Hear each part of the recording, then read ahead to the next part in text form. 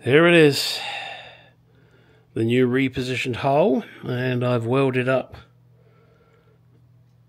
the gap that was there from the original hole. Everything seems to be lining up okay. Screw holes, etc. Now I can re-powder coat this and move on. One other thing to show you, I've put the first level here of the dipstick bracket. So now I'm going to offer it up and see where here I need to make the bend. And then I'll tidy this up and powder coat it. But I still haven't decided what colour. Right, I have marked where the bracket will hit the dipstick, and now it's a matter of wrapping it around something and then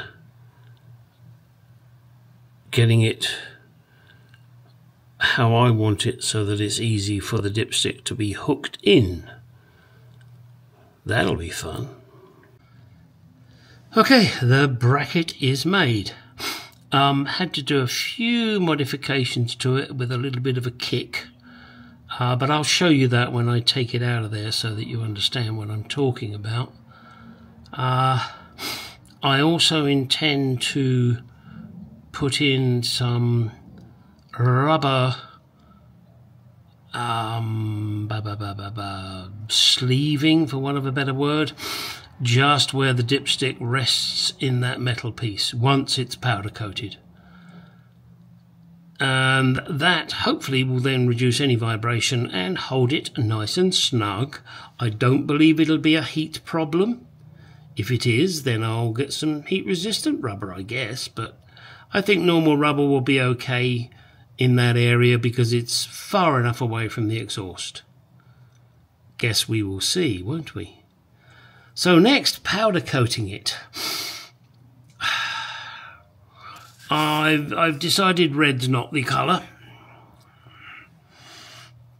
Silver or black? It's a tricky one. It's a tricky woo. I'm inclined to go silver because it's very near to the valve cover there, which is silver, and I think it would probably look okay. And the dipstick's silver. I think black would be wrong. Maybe others are black. I don't. Well, no, nobody else has got this. This is unique to my car. I think on the E-Type they're probably black because that was cheap. Silver it is. The decision has been made. You lot have been absolutely useless in telling me what colour. Alright, let's get it done. Okay, here is the bracket I've made up. There is a slight kink just where my finger and thumb reside. And then, as you can see down the end here, there's another kink in it.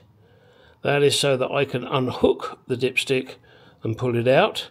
And I will be filling this area here with some thin rubber. I'll glue that into place. Oops, sorry, that went out of focus. Stop focusing on the car. Oh, this camera, I'm going to smack its bottom. There. So in there will be rubber sleeve. Very, very thin rubber, just to eliminate any vibration. Right, that's it. Okay, so I have re-powder coated the cover after repositioning the hole and welding it. There's a couple of marks I can see, but that's just going to have to pass for now. Next is to put on the draft excluder, mount it in there properly, put a seal here. I've got to clean this powder coat off of here because I don't want to leave that on there and I want to get a good seal. So I might even make up a gasket to go on there. I've got some gasket material. But it's usually the rubber seal here that creates the seal. But that doesn't mean I won't do a belt and braces job. There it is, finished. I think it's okay. It's not perfect, I'll give you that. It's not perfect, but I think it's perfectly acceptable. And I put the rubber in there, so you just got to hook it out and then just push it, and then you can pull out the dipstick, which I'm not going to do. I don't want to. Ha ha ha. There, and that is holding that good and tight. Rubber mounted, so it won't make nasty noises. Next job is two things I got to do. I've got to get the heater matrix sorted out now. I've made the hole and the plate, as you saw. But I want to get the all the levers on and the cables on before I do anything more on that. Also, I want to test, because I tested the motor on the bench and I do get fast and slow speed, but when it's in here, I don't, which tells me I'm not getting power through one of the wires that I should, or the switch is defective, and that could be the reason. Or maybe I've got the wrong wire connected. I've got to check it out before I do anything else. Problem is, the battery's not in. And the reason the battery's not in is because I've got the clutch master cylinder I'm waiting for, and the brake master cylinder needs to be plumbed in. Bugger. I'll see what I can do. I have taken these cables now, given them a damn good blasting, flushed them with brake cleaner, and I'm now filling them with oil. Filling is perhaps the operative word, because it will come out, but the whole point is to get some oil all the way through the cables. So once it starts coming out at the end here, I'll know I've got through. That will take a while.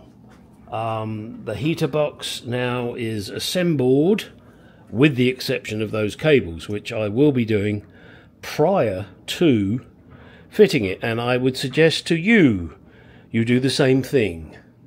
I know I mentioned it earlier in a previous video, but getting the cables clamped down here is going to be a bloody nightmare in the car, because this is right up against the firewall. Obviously the heater box is the other way up.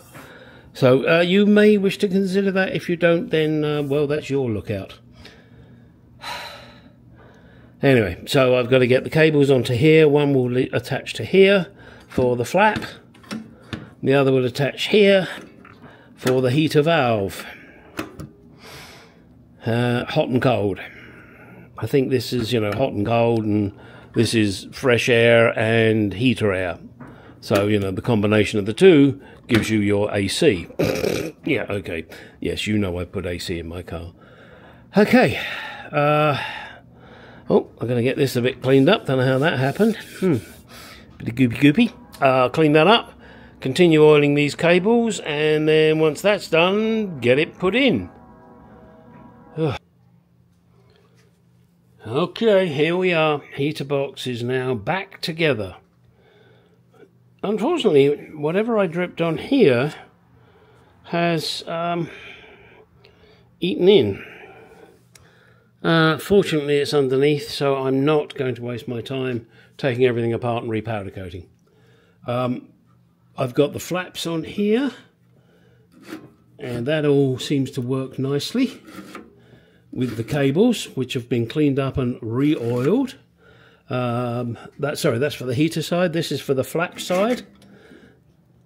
It doesn't seem to go too far. I might just pull this back a little bit more. Just see if it'll... Yeah, I will. I'm going to pull that back a little bit more. This... what am I talking about? I'm going to pull it back to here. I'm going to stop screwing around, Gary. I'm going to pull this sleeving back to there.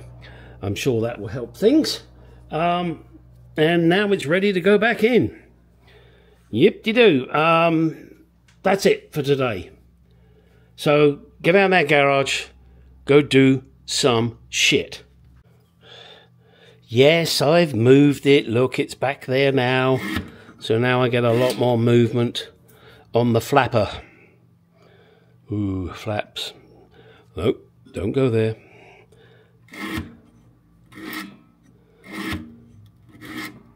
Okay, now get out in the garage and go do some shit. Stop hanging around, will you? Oh, and I'm still waiting for my clutch master cylinder. And, where is it? I've lost my little brass piece. There's a little brass ferrule. There it is. This little beastie here. I fucked it up. I fucked up the thread in there.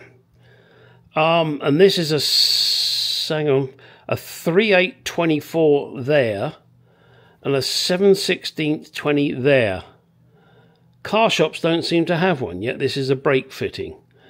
I'm going to go to my local Lowe's, my local Ace Hardware, and see if they have one.